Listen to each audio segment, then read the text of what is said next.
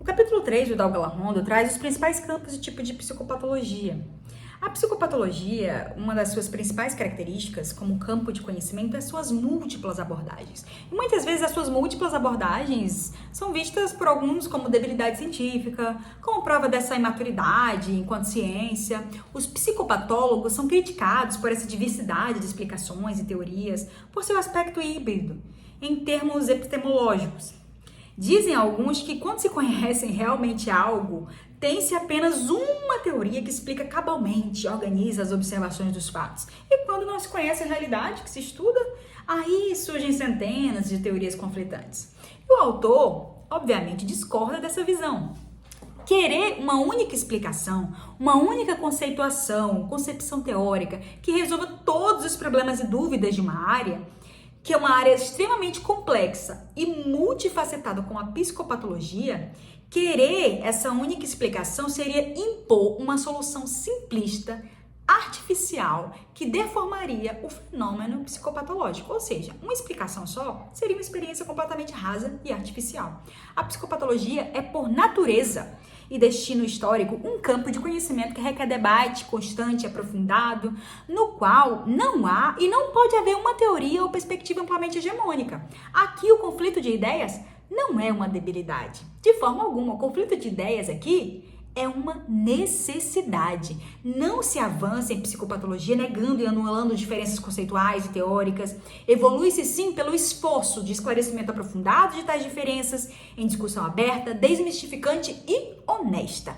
A seguir, nós vamos ter no livro algumas das principais correntes da psicopatologia que são dispostas de forma arbitrária, por motivos estritamente didáticos, obviamente, em pares antagônicos. Por exemplo, nós temos aqui a psicopatologia descritiva versus a psicopatologia dinâmica.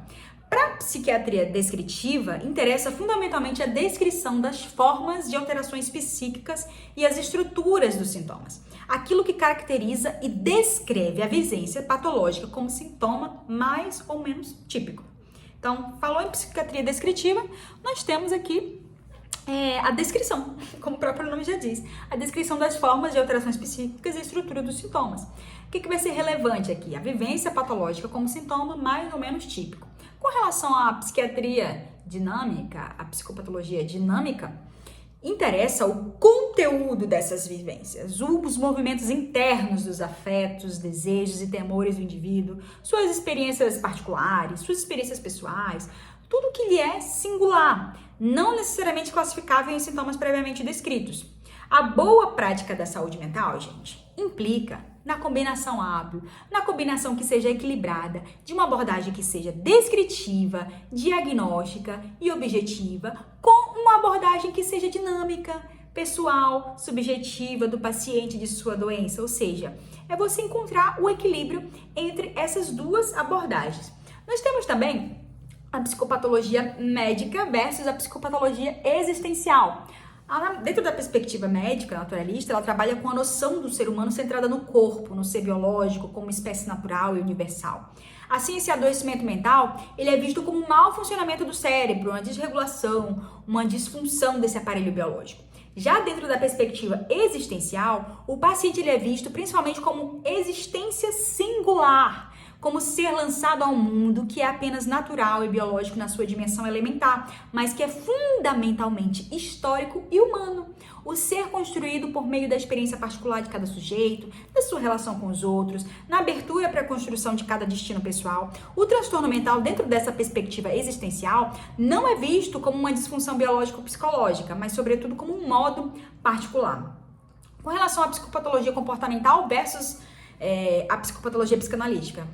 Comportamental cognitivista versus a psicanalítica. Na visão comportamental, o ser humano ele é visto como um conjunto de comportamentos observáveis, verificáveis, que são regulados por estímulos específicos e gerais, bem como por suas respostas, que são estímulos antecedentes e consequentes, que são as contingências. Em suma, o comportamento se baseia em certas leis e determinantes do aprendizado.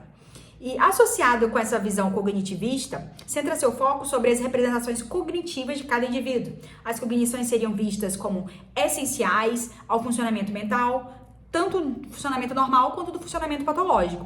Os sintomas, eles resultam de comportamentos e representações cognitivas disfuncionais, aprendidas e reforçadas pela experiência familiar e social. Em contraposição, A visão psicanalítica do ser humano é visto como um ser sobredeterminado, dominado por forças, desejos e conflitos que são inconscientes. A psicanálise dá grande importância aos afetos que, segundo ela, dominam esse psiquismo. O ser humano racional, autocontrolado, senhor de si, de seus desejos, é para a psicanálise uma enorme ilusão. Esse ser humano não existe. Na visão psicanalítica, os sintomas e síndromes mentais são considerados formas de expressão de conflitos predominantes, inconscientes, de desejos que não podem ser realizados, de temores aos quais o indivíduo não tem acesso. O sintoma é encarado, nesse caso, como uma formação de compromisso, um certo arranjo entre o desejo inconsciente e as normas e as permissões culturais, as possibilidades reais, de satisfação desse desejo. A resultante desse emaranhado de forças, dessa trama conflitiva inconsciente, é o que se identifica como sintoma psicopatológico. Isso aqui para a visão psicanalítica. A outra visão que o autor coloca no livro dele é a psicopatologia categorial versus a psicopatologia dimensional. Com relação às categorias diagnósticas, seriam espécies únicas, tal qual as espécies biológicas, cuja identificação precisa constituiria uma das tarefas da psicopatologia. Assim, entre a esquizofrenia e os transtornos bipolares e os delirantes, haveria, por exemplo, uma fronteira nítida, configurando-os como entidades ou categorias diagnósticas diferentes e discerníveis em sua natureza básica. Ao passo que na perspectiva dimensional, que aqui a gente está trabalhando com a perspectiva de categorial versus abdimensional, a gente viu que acabou de ver a diagnóstica categorial. Dentro da perspectiva dimensional, em psicopatologia, seria hipoteticamente mais adequada à realidade clínica. Haveria, então, dimensões, como, por exemplo, o espectro esquizofrênico, que incluiria, dentre formas muito graves, tipos de demência precoce, formas menos deteriorantes de esquizofrenia, formas com sintomas afetivos, chegando até um outro polo de transtornos afetivos, incluindo o transtorno afetivo como sintomas psicóticos, até formas puras de depressão e mania. Algumas polaridades dimensionais em psicopatologia seriam, por exemplo, a esquizofrenia deficitária, a esquizofrenia benigna, psicoses esquizoafetivas, transtornos afetivos, sintomas psicóticos, depressão grave, estupor psicótico, depressão bipolar, enfim.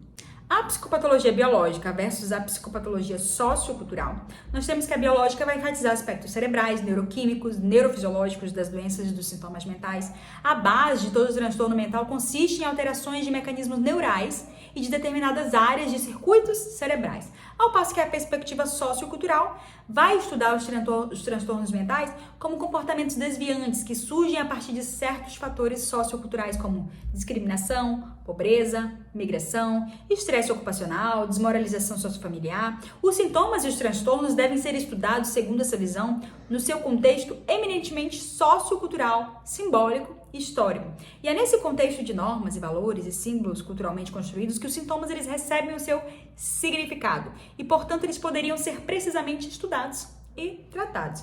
Com relação à psicopatologia operacional pragmática versus a psicopatologia fundamental, nós temos que a operacional pragmática, as definições básicas dos transtornos mentais e sintomas são formulados e tomados de modo arbitrário, em função de sua utilidade pragmática clínica orientada ao quê? À pesquisa. Não se questiona a natureza da doença ou do sintoma, ou os fundamentos filosóficos ou antropológicos de determinada definição. Trata-se de um modelo adotado pelas modernas classificações de transtornos mentais, que é o nosso querido DSM, Manual Diagnóstico Estatístico de Transtornos Mentais, e a Classificação Internacional de Doenças, os problemas relacionados à saúde, é a CID-1.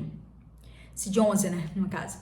Por sua vez, o projeto de psicopatologia fundamental, em contraposição com essa visão operacional pragmática, a psicopatologia fundamental, que é proposta pelo francês Pierre Fedida, nem sei se é assim que fala, visa centrar a atenção da perspectiva psicopatológica sobre os fundamentos históricos e conceituais de cada conceito psicopatológico, os quais não incluem não apenas a tradição médica da psicopatologia, mas também as tradições literárias, artísticas e de outras áreas das humanidades.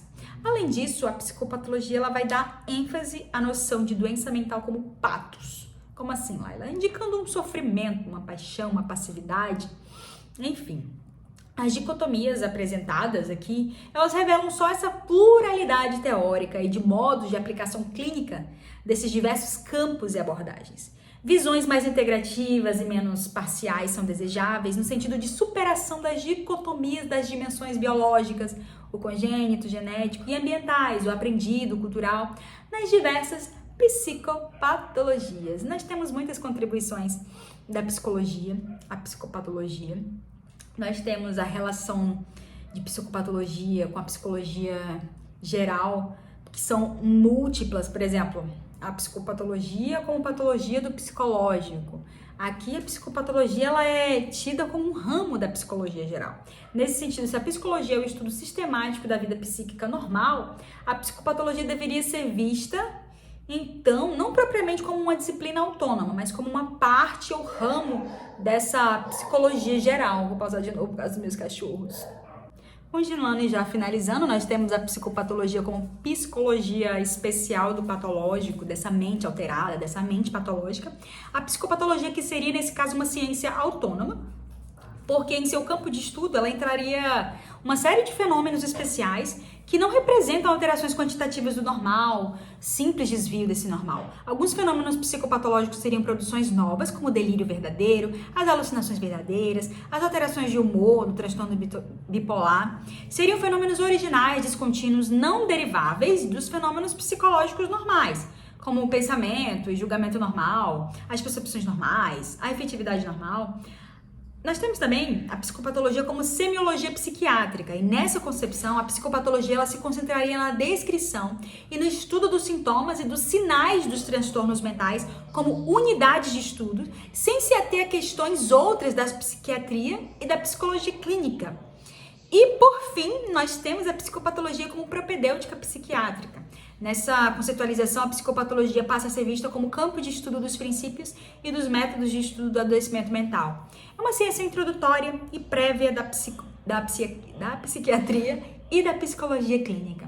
E aqui, nesse contexto, como propedêutica psiquiátrica, a psicopatologia vai visar elucidar as bases conceituais, epistêmicas da prática clínica em saúde mental, da psiquiatria e psicologia clínica como campos do saber, bem como pressupostos filosóficos e metodológicos que fundamentam o estudo dos transtornos mentais. Seria, então, uma disciplina introdutória, preparatória para os estudos de psiquiatria e também de psicologia clínica.